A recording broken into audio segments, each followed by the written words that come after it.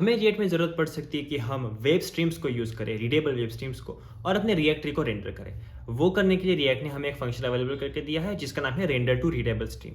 जैसे हमने पहले देखा था कि रेंडर टू पाइपेबल स्ट्रीम नाम का एक फंक्शन था जो नोड जेएस की पाइपेबल स्ट्रीम को यूज़ करता था। वैसे ये रेंडर टू रीडेबल स्ट्रीम क्या करेगा, ये यूज़ करेगा अपने वेब स्ट्रीम्स को। वेब स्ट्रीम्स वगैरह क्या होती है ये आप यहाँ पे जाके देख सकते हो अपने एमडीएन के डॉक्यूमेंटेशन में। यहाँ पे इन्होंने सब कुछ दिया है कि वेब स्ट्रीम क्या है, एक इंटरफेस है फॉर अपने streams API represent a readable stream of byte data.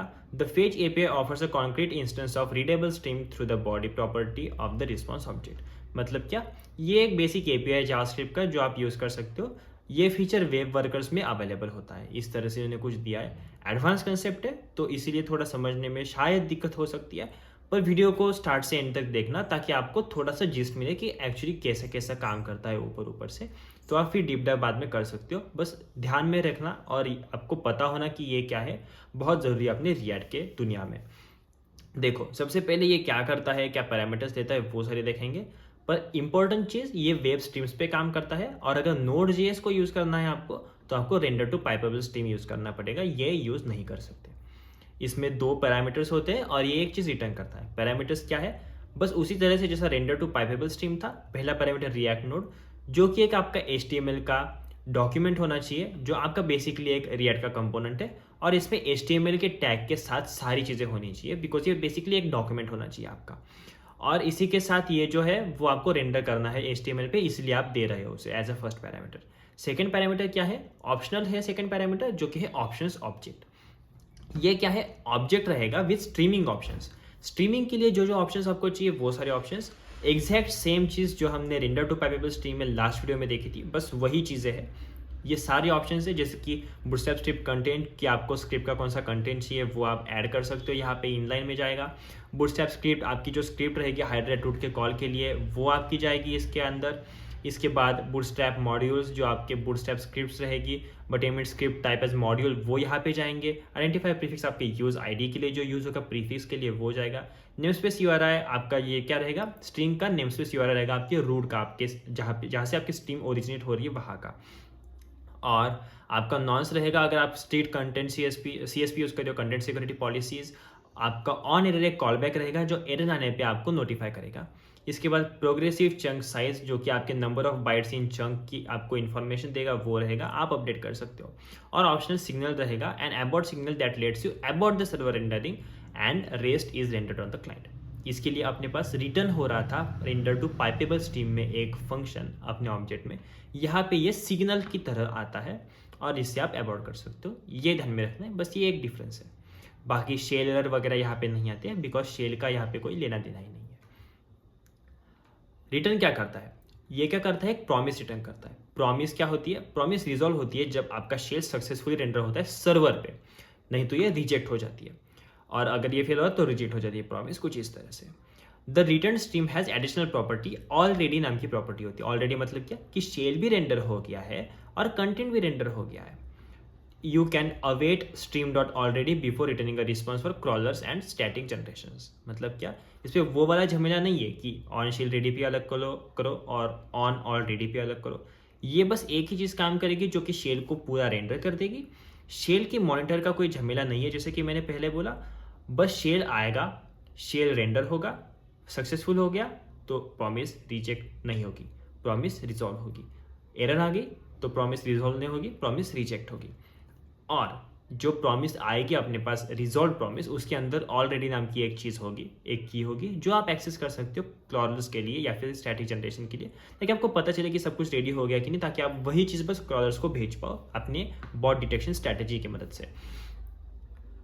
Rendering a React tree as HTML to a readable web stream. मतलब क्या, रीडेबल वेब स्ट्रीम में आपको ये रेंडर करना है। कैसे करोगे, देखो, ये आपका हैंडलर फंक्शन है, किसी भी एपीआई का हो सकता है जो वेब स्ट्रीम्स को यूज़ कर सकता है। तो ये क्या कर रहा है, रेंडर टू रीडेबल स्ट्रीम को कॉल कर रहा है, आपका कंपोनेंट दे रहा है, आपका ऑप्शंस दे दिया mean.js वाला बूटस्ट्रैप स्क्रिप्ट। ये बस हाइड्रेट रूट को कॉल करेगा और आपका जो HTML रेंडर होगा ना सर्वर पे, उस पर आपके इवेंट हैंडलर्स को अटैच कर देगा, ताकि आपके फ्रंट एंड पे जो आपका क्लाइंट है उस पर इंटरएक्टिविटी आ जाए, यूज़र क्लिक करके बटन वगैरह क्लिक कर सके, कुछ कॉल्स वगैरह फायर कर सके, वो सारी चीज़ें कर सके। इसी के साथ ये अगर एग्जीक्यूट हो गया प्रॉपरली पूरा चीज़, तो आपका प्रॉमिस जो है वो रिजॉल्व हो जाएगा। रिजॉल्व होगा मतलब क्या, स्ट्रीम में आपका डेटा आ जाएगा। रिजॉल्व होने के बाद ये यहाँ पे जो डेटा आएगा अपने स्ट्रीम में, इसे आप सीधे से सेंड कर सकते हो अपने रिस्पॉन्स में। जैसे कि न्यू रिस्पॉन्स किया है, रिस्पॉन्स बेसिकली अपना ऑब्जेक्ट है ना, जो नोड.जेएस वगैरह में यूज़ करते थे हम, वही वाला है रिस्पॉन्स ऑब्जेक्ट। इसमें बस हेडर अटैच किया कि कंटेंट टाइप क्या है, text/html, और वो भेज दिया तो ये फ्रंट एंड पे आ जाएगा सीधा। यही दिया है कि HTML टैग इंक्लूड होना चाहिए हमेशा, इसमें कुछ इस तरह से होना चाहिए आपका कंपोनेंट, और इसी के साथ में ये डॉक टाइप वगैरह ऑटोमेटिक अटैच कर देगा। बूटस्ट्रैप स्क्रिप्ट जो है इसका एक ही काम है कि हाइड्रेट करो अपने डॉक्यूमेंट को बाय कॉलिंग हाइड्रेट रूट। देखा नहीं है क्या होता है हाइड्रेट रूट आपने? अगर मेरा वीडियो 2 वीडियो पहले वाला वीडियो है तो आप वो चेकआउट कर लो, वो मैंने कवर किया हाइड्रेट रूट क्या होता है, तो आपको समझ में आएगा कि एक्चुअली क्या करता है। बस यही काम होता है, सर्वर पर रेंडर हुई HTML को अपने इवेंट हैंडल अटैच करना और यूजर को दिखा देना, यूजर का एप्लीकेशन इंटरेक्टिव बनाना। तो ये एक चीज़ होती है, तो ये आप ध्यान में रखना। यहाँ पे इन्होंने दिया है कि streaming more content as it loads. इसके लिए क्या कर सकते हैं, हम हमेशा सस्पेंस यूज़ कर सकते हैं। ये तो नॉर्मल वाली चीज़ है अपनी। सस्पेंस पे आप नेस्टेड सस्पेंस भी कर सकते हो कुछ इस तरह से जैसे कि इन्होंने किया है। और इसी के साथ इन्होंने बोला है कि सस्पेंस बस सस्पेंस इनेबल डेटा सोर्सेज के लिए काम करता है। 5वीं या 6ठी बार कह रहा हूँ मैं ये पूरी प्लेलिस्ट में अभी कि सस्पेंस किस तरह से काम करता है। आपने अगर देखनी है पुराने वीडियो तो वो देख लो, आपको अच्छे से समझ में आ जाएगा। Specifying what goes into the shell, shell में क्या आ जाएगा वो स्पेसिफाई करना। क्या जाएगा, जो देखो शेल क्या होता है, सस्पेंस के बाहर वाली चीजें मतलब शेल। जिसने सस्पेंस को रैप किया है वो शेल, सस्पेंस का पेरेंट शेल। मतलब क्या, सस्पेंस अगर आप हटा दो यहाँ से ये पूरा, तो जो भी बचेगा वो शेल। एक कैच है, सस्पेंस का जो लोडर होता है वो भी शेल में आता है, इसे कहते हैं शेल। ये पूरा होता है एक शेल। शेल के अंदर जो लोड होगा वो सस्पेंस वाला डेटा रहेगा, इसको कहते हैं आउटसाइड द शेल वाली चीज़ है। ओके, इतना ईजी है। तो ये जो चीज़ थी पूरी, like profile layout, profile cover और ये बिग स्पिनर, ये सारी है शेल, बाकी सब कुछ शेल नहीं है। तो यहाँ पे क्या होगा, the async call to render to readable stream will resolve to a stream as soon as the entire shell has been rendered. Usually you'll start streaming then by creating and returning a response with that stream. मतलब क्या, shell render होगा तो आप सीधे से return कर सकते हो ना, आपकी स्ट्रीम तो चलती रहेगी।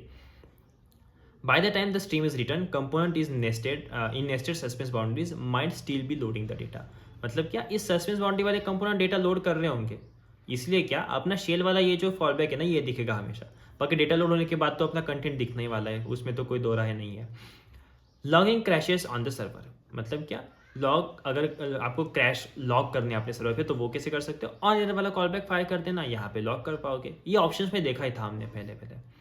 Recovering from errors inside the shell, inside the shell मतलब क्या, शेल के अंदर की एरर। शेल कौन सा है, ये वाला चीज़, ये पोस्ट ग्लिमर वाला चीज़, और बाकी ये पूरा शेल है हमने जो देखा था ऊपर। इस पर अगर एरर है तो कैसे रिकवर कर सकते हैं हम, इस पर एरर है तो सीधे ट्राई कैश लगा देना। देखो एक बात ध्यान में रखो, जो रेंडर टू पाइपेबल स्ट्रीम था उसमें आपको एरर के लिए कॉल बैक मिलता था, क्योंकि वो जो रिटर्न करता था दो चीज़ें, पाइप और एबॉर्ट। ये क्या करता है, रिटर्न करता है अगर आपका शेल बना तो ही रिटर्न करता है, नहीं बना तो फिर ये रिजेक्ट करेगा प्रॉमिस रिजेक्ट करेगा, मतलब क्या, एरर थ्रो करेगा। इसलिए आप ट्राई कैश लगा दो, आप एरर कैश कर पाओगे।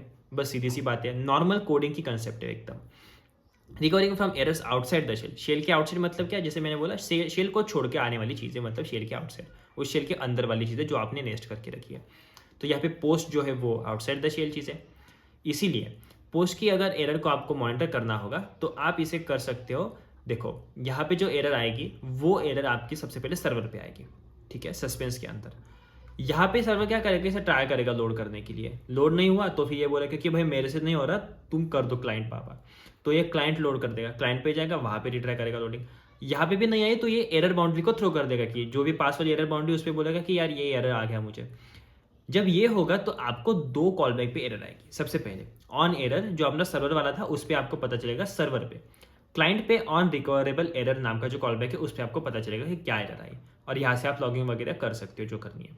सेटिंग द स्टेटस कोड बहुत ईजी है, पिछला वीडियो देखा होगा उसी तरह से, पर वहाँ पे हम रिस्पॉन्स के ऑब्जेक्ट पे स्टेटस सेट कर रहे थे, यहाँ पे हम सीधा स्टेटस को अपने रिस्पॉन्स में ही सेट कर रहे थे, क्योंकि वहाँ पे अपने पास रिस्पॉन्स ऑब्जेक्ट का सीधा एक्सेस था। यहाँ पे अपने पास रिस्पॉन्स ऑब्जेक्ट हम क्रिएट कर रहे हैं तो उसके कंस्ट्रक्टर में ही हम सेकंड पैरामीटर में स्टेटस डाल सकते हैं। बैकएंड का थोड़ा बहुत एक्सपीरियंस होगा तो आपको ये चीज़ें समझ में आ रही होंगी अच्छे से। इसके बाद आप एरर के लिए कुछ चीज़ें कर सकते हो, जैसे कि कौन सी एरर है उसके हिसाब से आप यहाँ पे स्टेटस कोड वगैरह दिखा सकते हो। Handling different errors in different ways, उसके लिए आप एक यूटिलिटी फंक्शन वगैरह भी बना सकते हो कुछ इस तरह से। बहुत ईजी चीज़ें हैं, बस सेपरेशन ऑफ कंपोनेंट्स या फिर सेपरेशन ऑफ कोड है, जो कि एडवांस लेवल पे आता है। आप लाइक बिगिनर नहीं करते ज़्यादा, पर हाँ ध्यान में रखना अच्छी बात है। क्रॉलर्स जो होते हैं उनके लिए बॉट डिटेक्शन स्ट्रेटजी के हिसाब से आप क्रॉलर है कि नहीं वो देख सकते हो, और फिर उसके बाद आप डेटा वगैरह रिटर्न कर सकते हो। अगर आपने अवेट स्ट्रीम डॉट ऑलरेडी किया तो ये क्या करेगा, जब तक सारा डेटा आता नहीं है including shell plus additional content, तब तक वेट करेगा। अगर क्रॉलर नहीं है तो आप सीधा स्ट्रीम कर सकते हो, तो वो स्ट्रीमिंग भी कर देगा।